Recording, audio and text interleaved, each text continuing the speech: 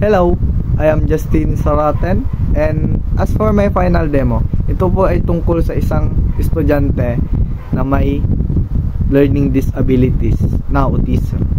So, siya po ay 14 years old and nasa grade 7 na po siya. So, siya po ay si Zeno.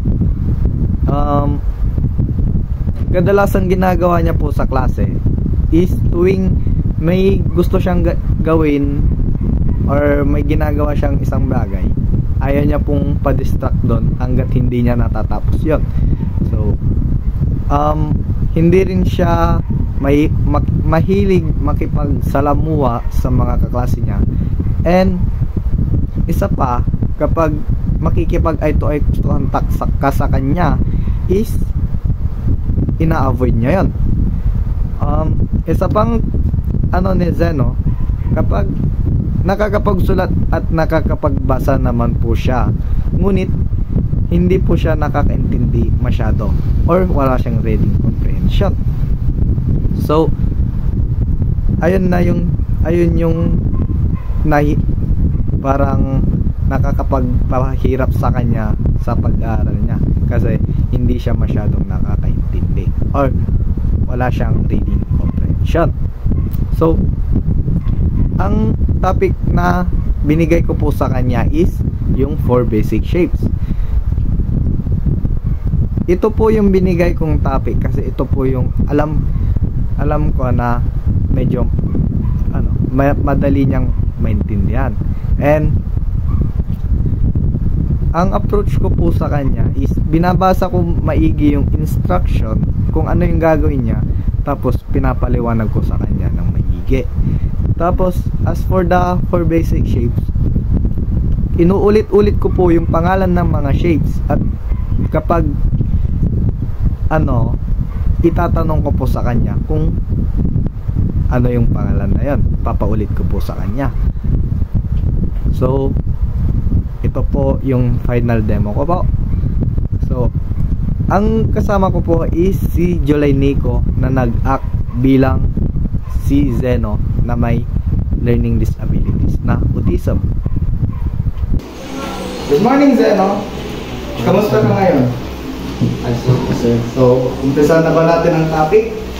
Sir. Bago yon, tumayo ka muna dyan at tayo magdasal. Lead mo yung prayer. Sir. Ako na lang. Father, Amen. Amen. So, you may take your seat, Zeno. Gusto mo ba maglaro? So, ang laro natin, magdodrawing ako ng shapes, tapos sabihin mo kung ano yun.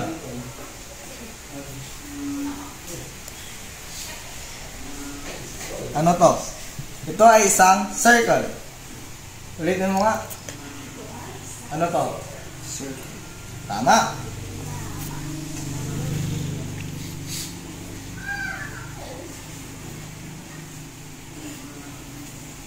Zeno, pwede, wag mong ising yung upuan, mag-stay ka lang dyan. Very good.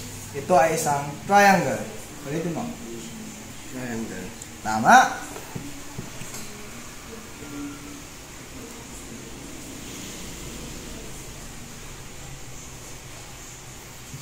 Ito ay square. Pakiulit nga, Zeno. Square. Tama.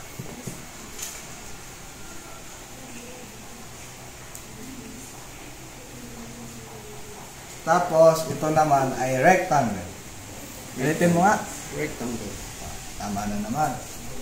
So, ang topic natin ngayon ay about sa 4 basic shapes. Ang mga 4 basic shapes ay yung i-drawing ko sa pinakuna ko sa'yo. Ngayon, ano yan dyan, no?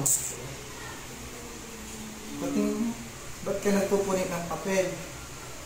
Huwag mong gawin to. Mag-stay ka lang dyan, okay? Umpisan ko na ang topic natin dyan, ha? Ang isa sa 4 basic shapes ay ang circle. Ang circle ay pabilog. Tapos wala siyang corner. So, idodrawing ko ulit ng circle.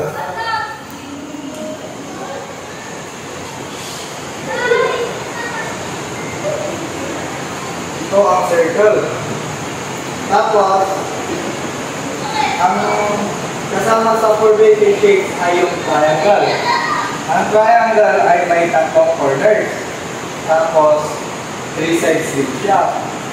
So, ang triangle natin is ganito. Alam mo na. Sa susunod na 4 basic shape ay yung square. Ano ulit yung square? Pakidrawing ulit yung square na lang.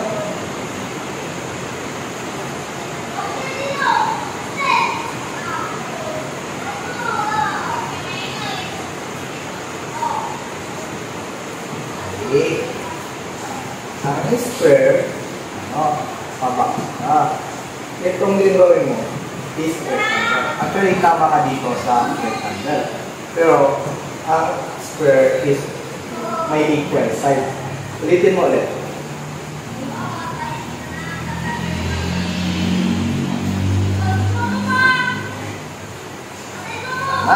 Ganyan ang square. So, ang square, 4 equal side. Tapos, may 4 din na corner. Tapos, kung ano yung laki ng nasa taas, ganun din sa baba. Ganun din sa gilid, sa magkabilang gilid. Tapos, ang dinrawing una na pinag-drawing mo sa is rectangle. Ang rectangle, meron din siyang 4 sides at 4 corners. Kaso nga lang, itong rectangle, may dalawang mahaba at may dalawang maiksi. Maintindihan mo na. Ulitin ko. Ang circle ay pabilog. Tapos wala siyang corner. Tapos, ang triangle may okay ka lang ba no? Pwede ba huwag kang mag-sing-sing dyan? Okay lang ba? Tuloy ko na ang topic na discussion natin. So, ang triangle may tatlong sides, tapos may tatlong corners. Ang corners, ito. Yung pinagtungtungan niya. Ito yung sides. Tapos, sa square naman, may 4 na corners, may 4 din na sides. Each side may pareho laki or haba. Ang corner ng square ay dito. Ito.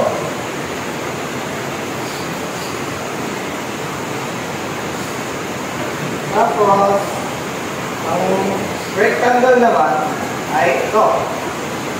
Nakuha. Ang rectangle ay, katulad nga lang sinabi ko, ang rectangle may ano yung meron sa rectangle? May 4 sides din. May 4 corners. Tapos, may mamaba, may maliit. So, pwede mo bang i-drawing yung mga 4 basic shapes dyan?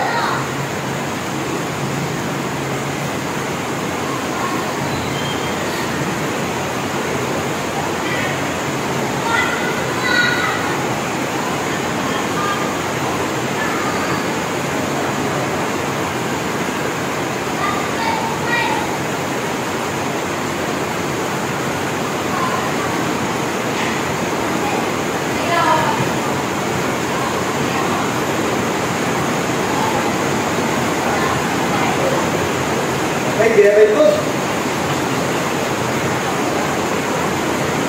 Anong nangyayari sa'yo? Kaya, ay hindi ka babagpaan. Naman, tutuloy ko na ang discussion natin. So, ngayon, nakalanak mo, kalimutan yung circle, triangle, back, and square. Sige nga.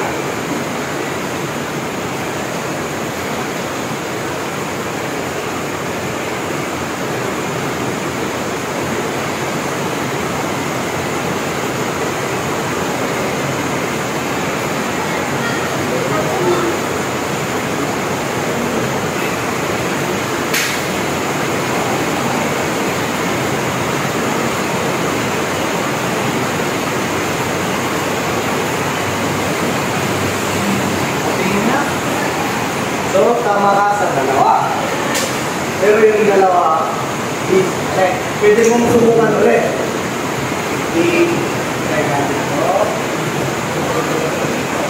Pwede mong subukan ulit. Ulit. Subukan mo ulit. Pangalan.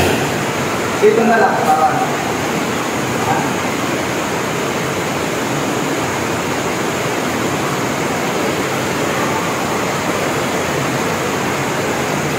Yun, tama. So, ngayon, alam mo na yung 4 basic shape. So, mag-proceed na tayo sa activity natin. Go. So, gagawa tayo ng activity ngayon. Magsusulat ako ng activity ng saglit.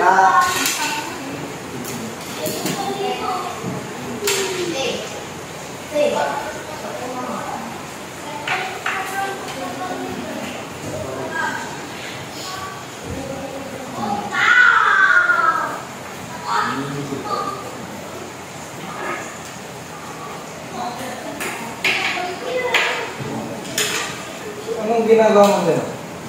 Don't make unnecessary noise. Hindi yan makikita. So, pakibasa nga. Draw the 4 basic shapes and make them. Naintindihan, no? So, explain ko sa'yo ang activity natin. Ang activity natin is draw the 4 basic shape and name it. So, i-drawing mo daw yung 4 na shape, tapos pangalaman mo to. Okay ba? Gawin mo muna.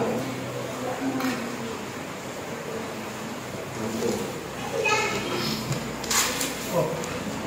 Anong ginagawa mo? Dito. Okay ka na ba? Huwag mong gawin yan. Sige lang. Okay ka lang ba? Gusto mong gawin yung activity? Dito mo gawin, sir. Dito mo gawin.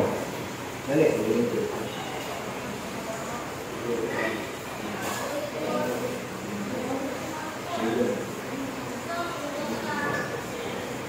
Saglit. Oo.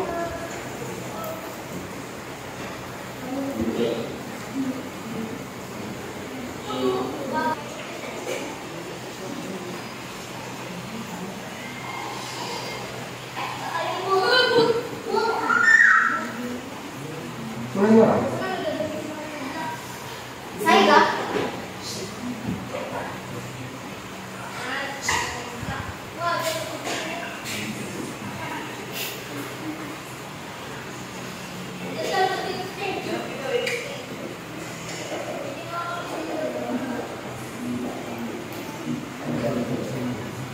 Tapos ka na ba? Ingat. So, pangalan mo muna. Kung alin din yung circle, yun. Pangalan mo muna.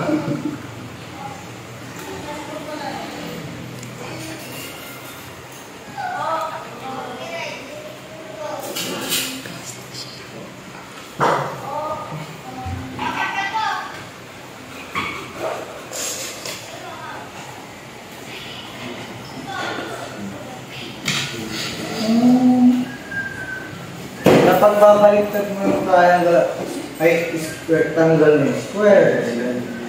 Ulitin mo.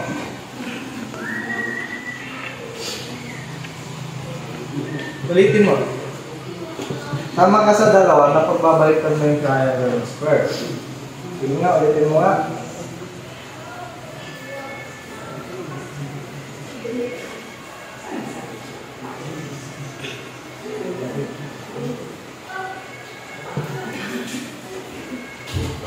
Okay, tama na yung tatlo. Ito na lang.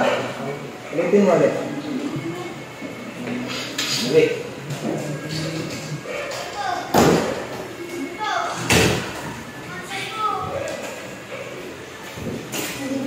Ulitin na ulit.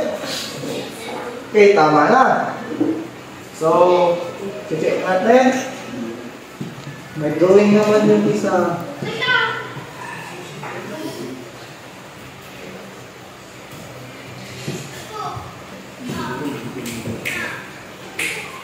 Great job. So, nakakuha ka ng 4/4 sa activity natin. So, ngayon, alam mo na ang 4 basic shapes. Zeno, huwag kang mag-sing-sing sa ito. Steady ka lang dyan. So, tapos na tayo ng activity. Tama na yung ginawa mo. Tapos, ngayon, dahil naman na yung ginawa mo, ulit, rediscuss natin yung topic natin ngayon. I-drawing ko ulit, tapos pangalanan mo ulit kung ano yung gagawin ko.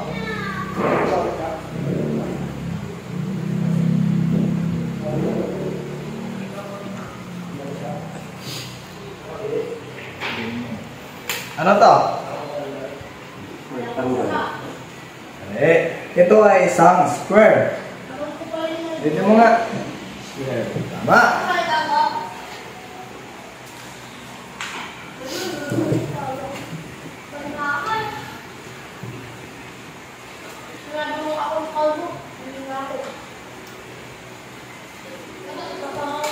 Huwag kang maglaro. Di pa tayo. So, ano to? Tama.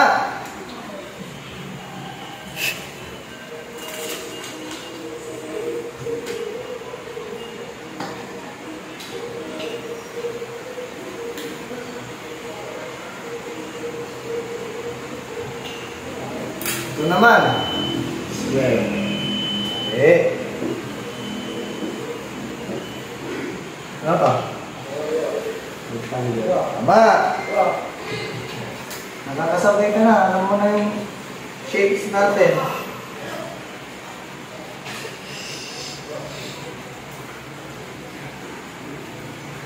Ito naman.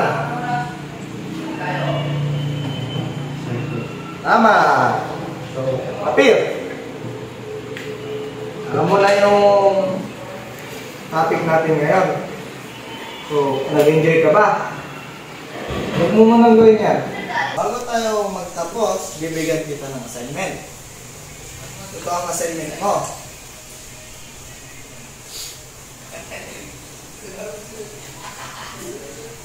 Kumusulatan ka para malinis yung papel mo. Huwag mong gawin dalawa. Huwag kang gumawa ng ganyan. Ulitin ko ha.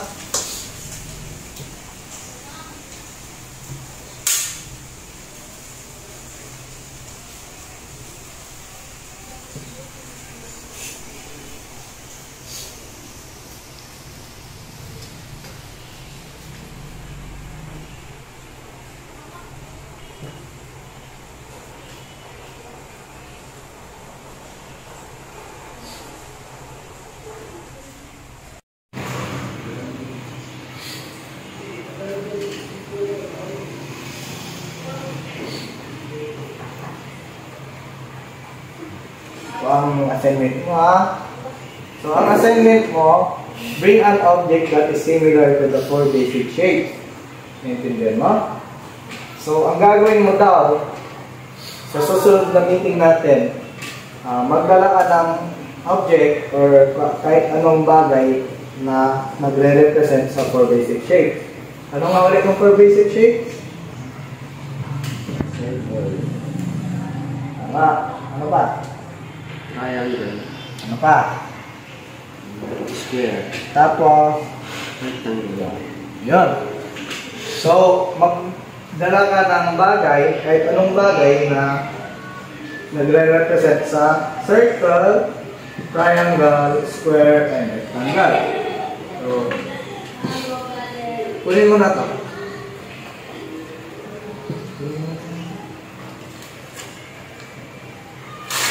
Bakit mo pinunit? So, gagawa na naman tayo ng ano na yan? Bakit mo ginanyan? May problema ka ba? Okay ka lang ba? Akin na yan. Bigay mo na sa akin. Dali. Bigay mo na. Ulitin ko yung assignment mo ha.